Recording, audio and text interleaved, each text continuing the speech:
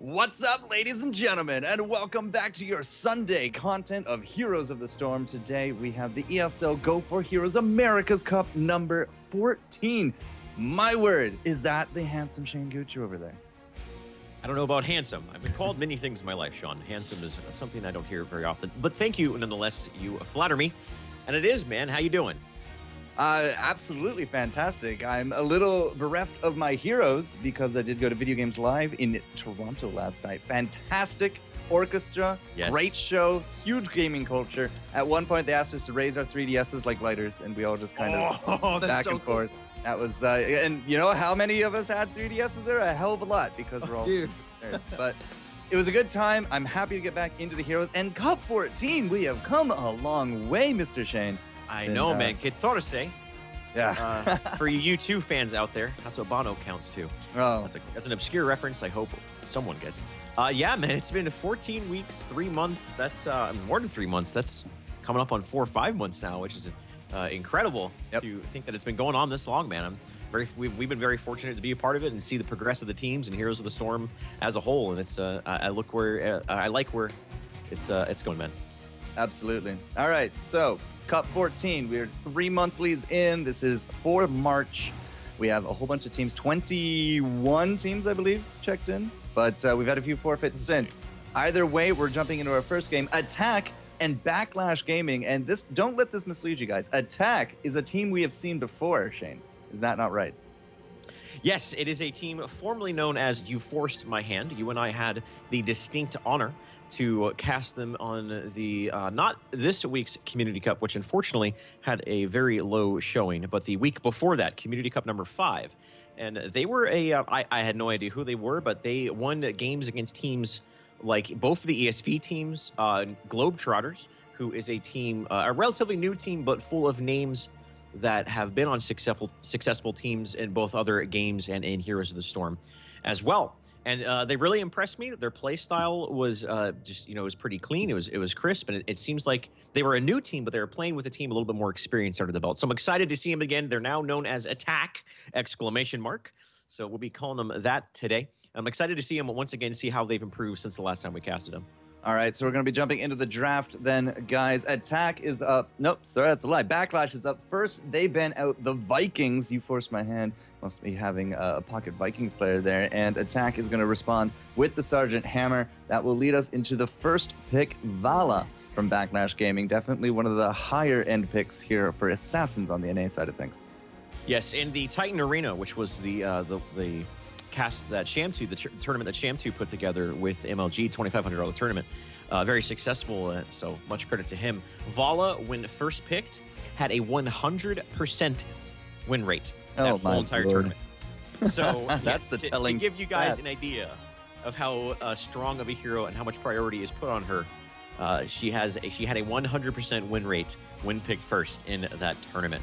Amazing. So I like what I agree with Backlash picking her up. She's just such a strong hero. Yep. Flip side, we are going to start things off with a Rhaegar into the Battle Cows. So a little bit of releasing the beast over there from Attack, as we do got the wolf and the cow. But Rhaegar, man, like, this is a really good setup, I think, for an Illidan comp coming out from Attack. Yes. We'll have to see if they're actually going to go into, a little bit more of that front-end aggression, because ETC is a great diver. Rhaegar's just overall a fantastic support, but you do have the trap of falling into a solo support Rhaegar traditionally that has not really worked here at the higher end of gaming, but we're gonna have to see what Backlash actually responds with. Yeah, I mean, Attack has 2 picks coming up here right now, and they could get their hands on a Tassadar and an Illidan. And Illidan's a great hero. He's one of the strongest heroes in the meta. The meta is really almost dictated by his presence of whether he's being banned or picked, because he usually needs a lineup of certain heroes to help him out in the front lines. And it's either a Rhaegar or a Tassadar. And if you can get your hands on both of those heroes, supplement that with an Illidan, and that is an extremely strong foundation for your team setup. Whatever the other 2 heroes are in your team, whether your frontliner is an ETC, whether your frontliner is a Diablo, any other warrior we've been seeing.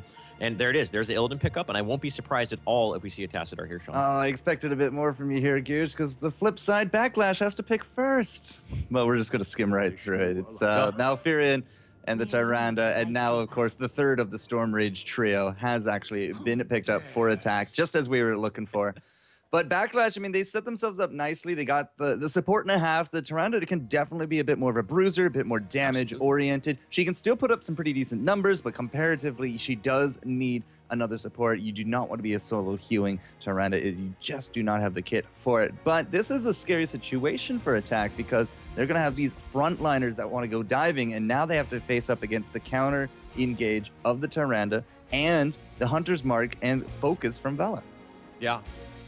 It's just it's so punishing of a combination they have there, and I think what we're going to see here out of Backlash is a Nazeebo pickup and into their frontline warrior.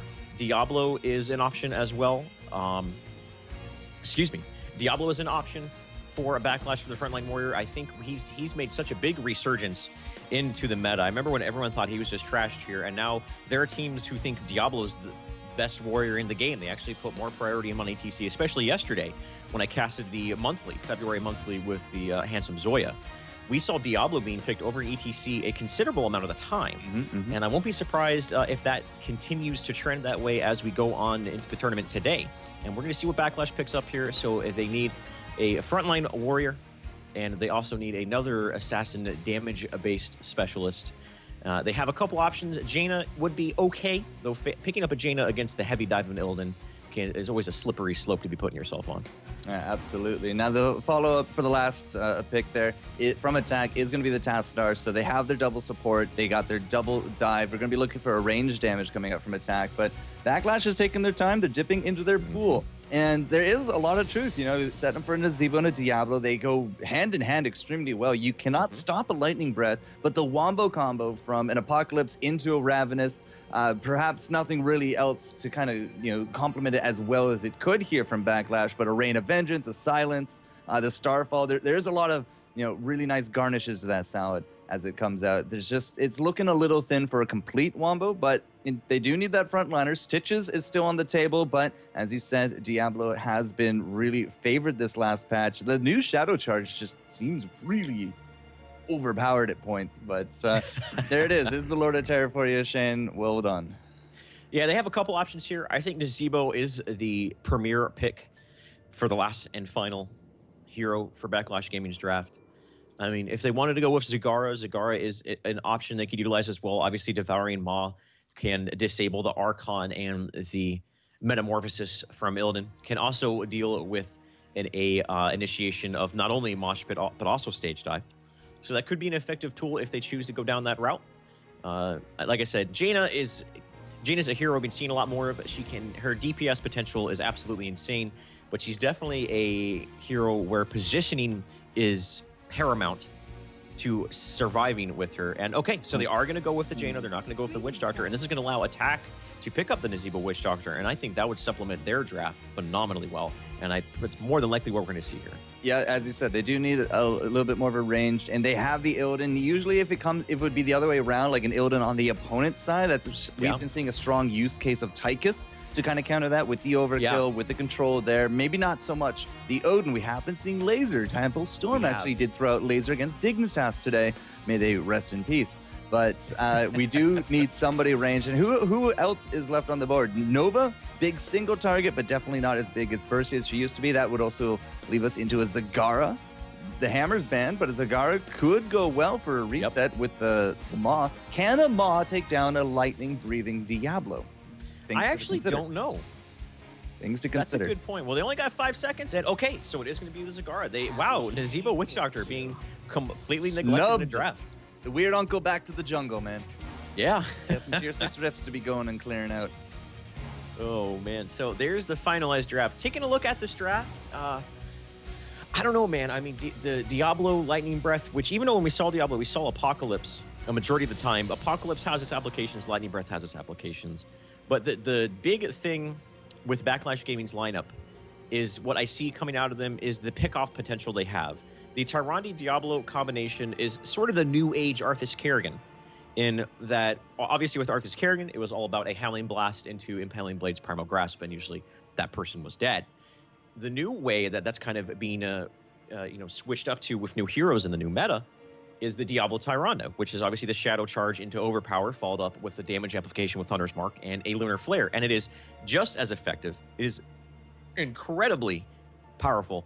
And it's definitely going to give them early game aggression, which on Sky Temple, it can translate into a substantially large lead heading into the mid game. I'm not too sure that we actually mentioned that, but I was just chatting here with Mano Man. It is Sky Temple. I do keep the maps running in the background. Of course, at this point of the stage, it's a little harder to figure that out. But yes, it is absolutely going to be the Sky Temple. So we're going to be looking to secure those temples, get those obelisks roaming, get the boss. And yeah, we both actually casted now with our good friend Hosselot from across the pond, and he absolutely abhors this map. He is not a fan of Sky Temple, and a lot of it actually does come true. I'm always reminded whenever this occurs, the team that starts doing the boss typically doesn't end with it capped, and that has flipped so many games around in this current meta. It's absolutely insane. I deemed the boss on this map. He is now actually involved. He's a bureaucrat now. I'm sorry, ladies and gentlemen. He's gotten involved in the political process, but I deemed him the mayor of Throw City. Is what that boss is called, dude. We had a running election. He won. Yeah.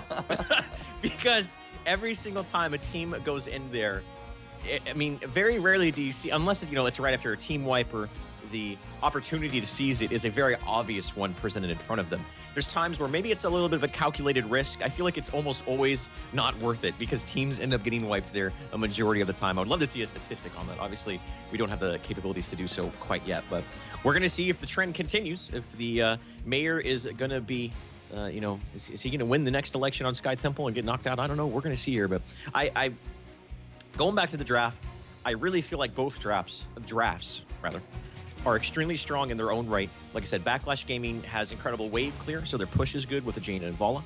They have great early game pickoff, not early game, just throughout the whole entire match. Their pickoff potential is very, very strong. While Attack's lineup, it has a very good front line. It's dive heavy with an Illidan and an ETC, so that Jaina is going to have to be really, really smart with her positioning. I mean, an Illidan to ETC with stage dive in the back line followed up with a Zagara, and that's a lot of displacement and initiation they have to deal with that Jaina. But at the same other side of the coin, rather, they have to worry about not overextending and getting picked off. So I really like these lineups. They're very strong in their own right. It's going to be interesting to see who comes out on top of this match as we are loading into the map. Yes, we are, good sir. So coming on into it, it will be our first game of the night. ESL Go4Heroes Americas Cup, number 14, here with FourCourtJester and Mr. Shane Gucher. It is a best of one. Normal rules do apply. It will be the best of 3 finals, but until then, you got to be putting your best foot forward. And because this is for all the marbles, there's no double elim. This is your tournament life on the line every game until finals. And just before we do get into this, Shane, I do hear the monthly finals. Who actually qualified for the month of February? After a little bit of salt and a little bit of drama put into that salad, since you went with that salad metaphor earlier, which I absolutely love, by the way. Great. Actions per minute got second place, and ESP Wildfire got first place. So both of those teams qualify. The top 2 teams qualify for the relegation matches for ESL Majors. So now they've basically put themselves into, if for those of you coming from StarCraft, think about the guys who get into the top code A can then to get into the relegation matches for code S. Think about it like that. They won the monthly, and now they have the chance to get into the majors, the code S of ESL. So think about it that way. But guys, right now we are into the first match of ESL Go4Heroes week number 14. On the left side of your map, we have Mordecai, almost said Mortachi. Mordecai playing the Vala Demon Hunter, Baby Nova on, not playing Nova, but playing the Tyrande. Wadafruk playing the Diablo, make sure you don't say that name wrong. Disclaimer on the Malfurion, and Jaina down playing Sky. And right here, already some little contention going over the Watchtower. Yeah, Backlash Gaming is a team I am relatively familiar with. They have been tearing it up in the Heroes Hype Amateur League week to week. But you do have to be very careful with Wadafruk's name. It's we're just going to call him Wada in times of fashion. But on the flip side, again, we likened them to a team that we have casted in the past. They have a good history and a lot of strength under their belt. Solo Nazgul going to be the ETC up top, as it looks like the 3-man gank is coming in strong. But Rephrase is there. Psalm and Fam all going to be returning that on top of Tyrande, and she is going to be the first blood. Holding down the bottom is X-Storm on his very favorite Zagara. And this is the new team Attack. previous names do include You Forced My Hand, but they've notified us that that is no longer a thing. So moving forward, we will always attack. And these guys off to a good first kill start. They are. They already have about half a level lead going into this, so this is going to put them in a good position for the first Sky Temple phase. And here it is in about 10 seconds. And that means if they continue the trend of holding this experience advantage, that they're going to get level 4 before their opponents, and that's a very big timing. Now, the middle temple is a little bit more important than the top one because it grants you more experience. The top one actually focuses down the fountain while the middle one does not. It does more damage to the towers, so usually there's a little bit more contention over the middle temple. So right now, it looks like that red team is actually putting more emphasis on the middle one while attack up north is putting more emphasis on the north. But level 4 is here for the red team, and this is going to give them a big window of opportunity. Yeah, a whole talent tier ahead this early on is do or die for quite a few of these combinations. Now, X-Storm came up from the bottom, so did here Sky, and they're just going to be doing it out in the mid, but X-Storm is helping to complement the push from this mid obelisk, and right now there's no real contention to the top one, as he said, but the damage is going to be devastating because you will typically take out this entire wall and this tower, but now they actually might be able to even grab a keep off of the back of this one. They got 5 shots left, and it's only going to bring it to mid. There's no more continued damage or pressure coming out from X-Storm as they've now circled. But the top, again, you know, as you said, it's that well versus the tower difference, and you can still see the level lead maintained here by attack. So looking at the lanes a little bit, while we have a little bit of downtime with these teams constantly roaming, the Zagara versus Jaina matchup 1v1 situation absolutely favors the Zagara. And just taking a quick look at the numbers, Zagara has done 12,000 siege damage, while Jaina's done 2,000. Bottom lane is pushed in, out of ammo. Jaina, and she doesn't even have demolitionless. So Zagara is absolutely just dominating this bottom lane. Sky right now is just in damage control, just wants to make sure she at least soaks as much experience as possible, but that's a big factor to take into consideration here. That Zagara absolutely bossed around that Jaina in the early game. If memory serves, and because I have casted X-Storm quite a number of times, once again, in some of the other more amateur leagues out there, it does actually favor the Reconstitution right off the bat instead of the Demolitionist, but then from there, it will be the Rapid Incubation into the Maw, the Mutalisk, and then double charge. Yes, the Mutalisk is the new favorite one. Before we saw the Hunter-Killer combo put in there, but now the Mutalisk has a little bit more, priority put on that one. Utility, thank you. That's the word I was looking for. Because it technically is a flying unit, it actually does grant vision in and around wherever it does fly around, just like a Banshee would. And at the same time, if you kill off the target that the Mutalisk is attacking, it kind of does stick around. So I've actually seen Zagara players use them as scouts, for example, on Dragonshire. If you're going to be going to take a shrine, put it in the bush. So one thing that Backlash Gaming did while in the middle of what we were discussing that is they actually seized attacks Siege Ogres on the other side of the map. So a little bit of a act of subterfuge. Went ahead and picked up the Siege Ogres for themselves, also got their own Siege Ogres. So put a lot of pressure into this bottom lane, and the timing of that was great because now bottom lane is getting pushed in hard as it has been throughout the majority of the game.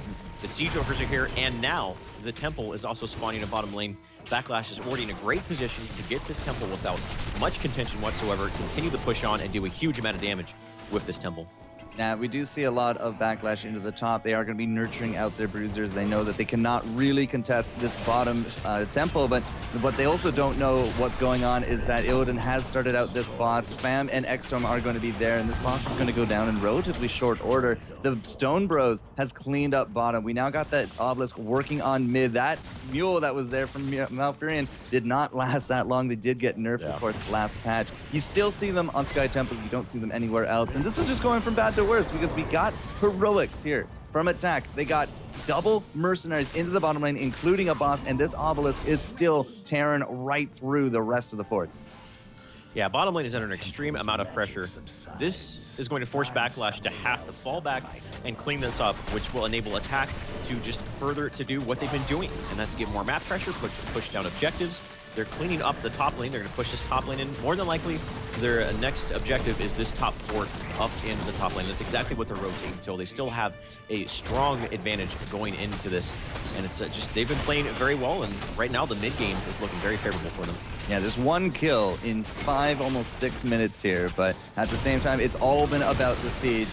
Solo Nazgul comes in, X-Storm putting down the creep, looking for that extra mobile ward. We're looking at almost level 13 now on the back of this fort that's about to drop. It's going to be put as pretty close. And the push from Backlash, like they know that they cannot fight. They did just get their heroics. Ring of Frost is going to be the choice here from Jaina as a note. No water elemental here today. And Waterfrog was taking his time. It's going to be the Lightning Breath instead of the Apocalypse. I think we're going to need that damage. But still, the push is absolutely devastating. Now we have 13 from attack, and it's not looking good for a fight anytime soon from Backlash. I mean, take a look at the numbers right now, Sean. It's quite astounding. As you mentioned, we're 7 minutes into this match. Only 1 kill. So there's only been 1 kill, right? But if you look at the experience, attack is 2 levels ahead. Yep. There's only been 1 kill though. Yep. So where is that big experience advantage coming from? And simply put, attack has been outmaneuvering Backlash Gaming this whole entire match. They're getting all the siege ogres. They've gotten a majority of the temples, and basically that all kind of compounded from their early game advantage they had with their good lanes. Finally, we're seeing a team fight coming out here in the mid lane. There's an initiation on to the Tyrande. She's gonna be going down. Lightning Breath seems to be doing next to nothing. A phenomenal Devouring Maw onto 3. Diablo is on his own right now. There's a backline initiation from the stage dive on the ETC. And my, oh my, put 1, 2, 3, 4, 5. A handful going down right there. An impressive team fight, good initiation, good follow-up from the Devouring Maw. And this mid-keep is looking to go down here. What did the 5 fingers say to the face? Slap!